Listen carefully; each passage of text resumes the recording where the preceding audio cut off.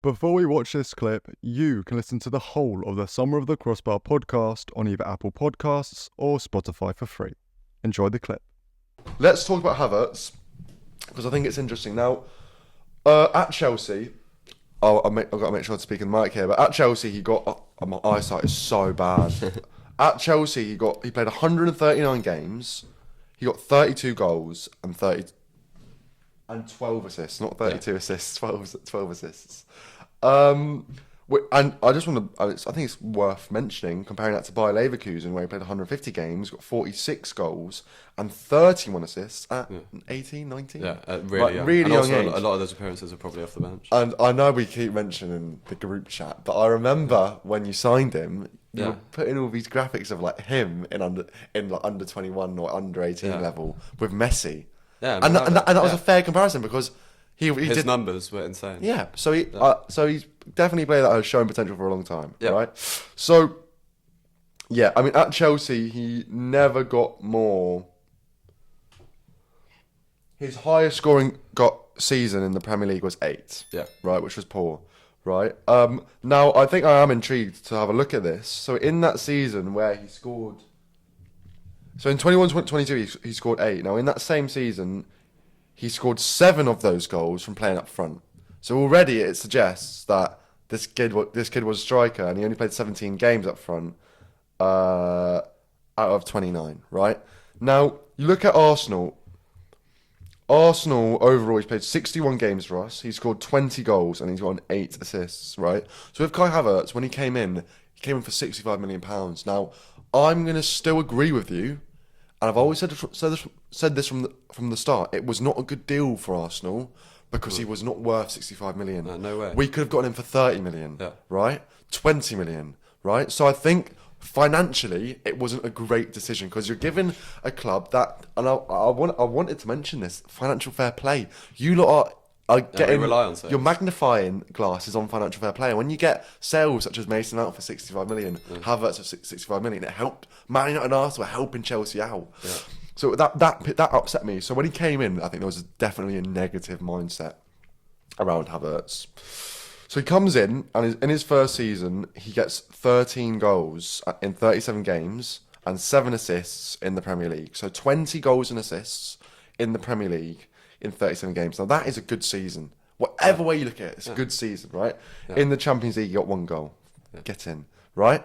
Now, to the start of this season, he's gotten, he played 7 games, 4 goals, 1 assist. So 5 goals and assists in 7 games, and he's already gotten a goal in both the Champions League and the EFL Cup.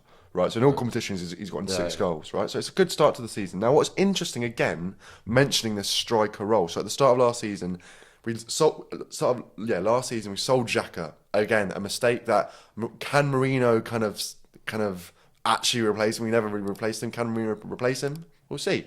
But Havertz was supposed to be the Xhaka replacement, and that did not work at all. No, right? I remember. Didn't work at all. He was playing in that kind of 8 role, and he couldn't defend, and he just couldn't do it. And I still think to this day he's literally like, it's horrible to watch him in midfield.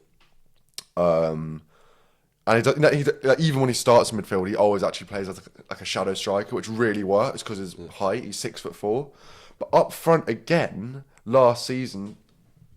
So we mentioned that he scored 13 goals, 8 of those were up front, and all 7 of those assists were from playing up front. So he got 15 goals and assists in 13 games. Yeah, 15 goals and assists in 13 games from playing up front. Now, actually, every game this season he's played up front and he's gotten 4 goals and 1 assist. So clearly, I'm sorry, mate. If I've told you a striker gets 15 goals and assists in 13 games, I've never he gets doubted. 5 goals and assists in 7 games in the Premier League. Surely that's a successful player. I've never doubted that he's been a success at Arsenal. I think he 100% has. I just think, as a footballer, I don't rate him very highly. I think he's done well at Arsenal, and I think he'll probably continue to do well until you decide that you actually want to be serious about winning the league and you get a proper striker. But great dig that was. My God. I think, I obviously he's done well. I'm not going to deny that. He's put up good numbers. As has someone like Nicholas Jackson, and you would say that last season wasn't as successful for him. I would, yeah. But anyway, talking about Havertz, I just don't. Yeah. I think he's in that kind of Dominic Calvert-Lewin category. If Oh you're my going to God, laugh at that this. is so horrible. I think he's a big That man. is so horrible. I think he's. Dominic I've watched Calvert-Lewin. I've watched him a lot, and I've watched. He's just compared Kai Havertz to Dominic Calvert-Lewin. Obviously, I've watched him every game he played at Chelsea, but I've watched a lot of Arsenal. I think he's a big man with good positioning. He's in the right place a lot. He wins his duels, and he's smart about that. I think with the ball at his feet, and I watched every Germany game at the Euros as well. And that the fans, he wasn't very popular playing for Germany. I think with the ball at his feet, I just don't really rate him. I agree. I don't think he's a really technical player, but I don't think that means that he's not a good footballer. I think like just because you're not a super technical footballer doesn't mean you're bad. I mean, like, there's a lot of examples of strikers in the past that have no technical ability whatsoever. Yeah. But they put up good numbers and they get the ball in the back of the net. They create chances. So I think, yes, he has great positioning and he's massive. And I think if he was 5'8", he probably wouldn't be very good. I would agree with you. But at the end of the day, he is. He's 6'4", and he has great positioning, which counts for a lot. I mean, that's like saying Haaland scores tap-ins every week. And it's like, well, he does, but that's because he's there and he makes a really good run. His movement's fantastic, like no other striker in the league. Yeah. What I really don't like is people saying we made a mistake selling him.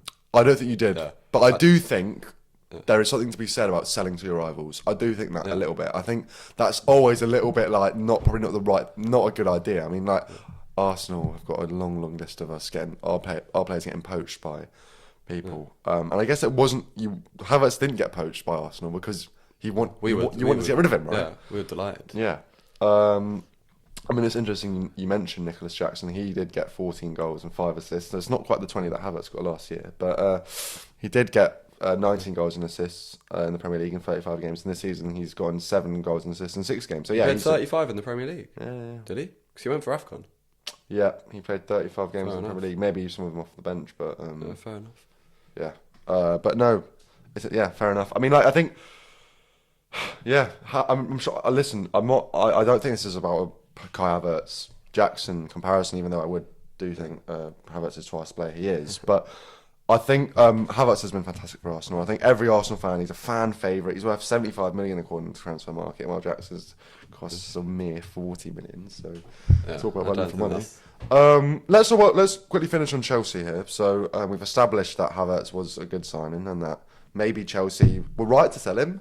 Absolutely, I don't think he gets near our team, but that's so you really, yeah, genuinely, and that's strange. The same way, you know, Jackson probably doesn't start for Arsenal. I think Havertz just doesn't play for us because I think we have in Jackson and Nkunku. System, I guess. In Jackson and Nkunku, we have two players that offer completely different things and that can. For example, I think Nkunku should have started today against Forest. I think it was very clear Jackson was never going to do well against a low block. Jackson thrives in transition football. If you know, against West Ham, against Brighton, he was really incredible.